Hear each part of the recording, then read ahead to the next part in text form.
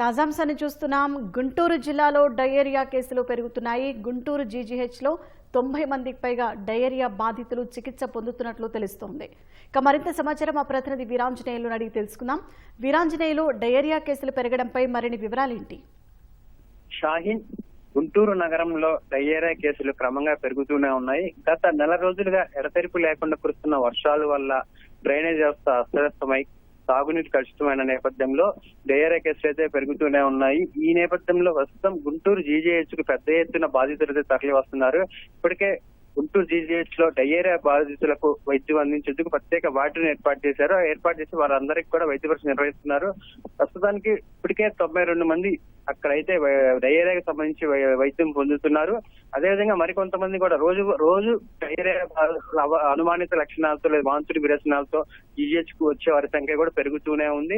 ఈ నేపథ్యంలో ఎక్కడికక్కడ అప్రమత్తమై అధికారులు కావచ్చు, మున్సిపల్ కార్పొరేషన్ సిబ్బంది కావచ్చు తగు జాగ్రత్త చర్యలు తీసుకుంటున్నారు. ఇప్పటికే ఒక ప్రత్యేక వార్డు ఏర్పాటు చేసి వాళ్ళ పరీక్షలు నిర్వహించడమే కాకుండా వారి యొక్క రక్త ఇతర నమూనాలను సేకరించి పరీక్షలు కూడా పంపిస్తున్నారు. అయితే గత వారం రోజుల్లో చూసుకున్నట్టయితే 150 మందికి పైగా బాధితులు అయితే జీజీహెచ్ కు వచ్చారు.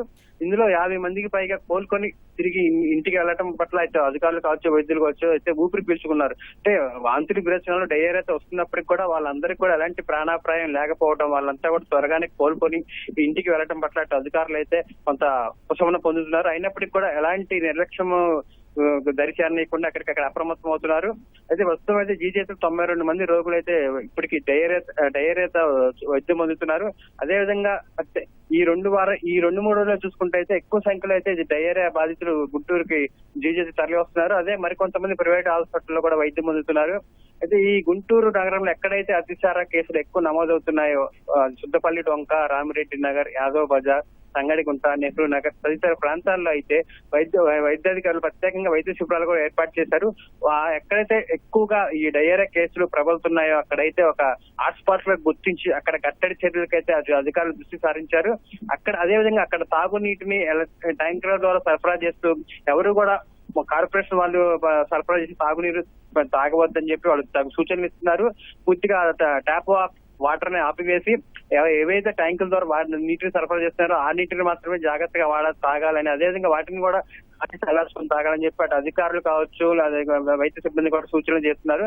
ఇప్పటి వరకైతే గుంటూరు నగరంలో ఈ డయేరియా పెద్ద ఎత్తున దృష్టి పెట్టిన అధికారులు 7 వైద్య శిబిరాలు అయితే ఏర్పాటు చేశారు. అదేవిధంగా 50 సర్వేలెన్స్ బృందాలను కూడా ఏర్పాటు చేసి ఎక్కడెక్కడైతే హాట్స్పాట్లు ఎక్కువగా ఈ డయేరియా కేసులు వస్తున్నాయో అక్కడైతే ప్రత్యేక బృందాలు ఇంటింటికి వెళ్లి సర్వేలు చేస్తున్నారు. వారి ఆరోగ్య పరిస్థితిని కనుక్కొని వాళ్ళకి ఎలాంటి అనారోగ్య సమస్యలున్న వెంటనే వైద్య పరీక్ష నిర్వహిస్తున్నారు. అదేవిధంగా వీటితో పాటు నగరంలో కొంతమంది ఈ డయేరియా బారిన పట్టడానికి ఆహారము, కలుషిత ఆహారము, అదేవిధంగా ఇతర తినుబండాగారం అంటే పానీపూరి లాంటివి తినటం వల్ల కూడా ఈ సమస్య వచ్చిందని కూడా ప్రాథమికంగా గుర్తించిన అధికారులు ఆ కట్టడికి కూడా చర్యలు తీసుకున్నారు. ఎవరు కూడా అపరిశుభ్ర వాతావరణంలో ఉన్నటువంటి ఆహార పదార్థాలు కావచ్చు లేదా బయట హోటల్లో కానీ పానీపూరి ఇలాంటి వాటిని ఎక్కడ కూడా తినవద్దని కూడా సూచిస్తున్నారు. అదేవిధంగా పానీపూరి అమ్మకాల మీద కూడా మున్సిపల్ అధికారులు కావచ్చు కలెక్టర్ ఆదేశాల మేరకు కొన్ని చర్యలు తీసుకుని అపరిశుభ్ర వాతావరణంలో ఎక్కడా కూడా హోటళ్లు అదేవిధంగా ఇతర తినుబండాగారం బండ్లు ఇవి కూడా నిర్వహించవద్దని చెప్పి వాళ్ళ ఆదేశాలు జారీ చేశారు. ఈ నేపథ్యం మీద ఎక్కడికక్కడ కట్టడి చర్యలు తీసుకుంటున్నారు. దీంతో కొంత నగర వాసులు అయితే కొంచెం ధైర్యంగా ఉంటున్నారు. అంటే డయేరియా కేసులు వస్తున్నప్పటికీ ఎలాంటి ప్రాణహాని జరగకపోవడం, బారిన పడ్డ వెంటనే 1-2 రోజుల్లో కోలుకోవడం పట్ల అటు నగరవాసులు అదే బాధితులు అయితే ఉపశమనం పొందుతున్నారు, ధైర్యంగా ఉంటున్నారు. అటు కలెక్టర్ ఎప్పటికప్పుడు కమిషనర్ తో అదేవిధంగా ప్రజాప్రతినిధులతో మాట్లాడుతూ వైద్య సిబ్బందితో మాట్లాడుతూ పూర్తి స్థాయిలో ఈ డయేరియా అనేది ఇంకా ప్రబలకుండా వ్యాప్తి చెందకుండా పూర్తిగా కట్టడి చేసే దిశకైతే అన్ని చర్యలు తీసుకుంటున్నారు. షాహీన్, ధన్యవాదాలు వీరాంజనేయులు.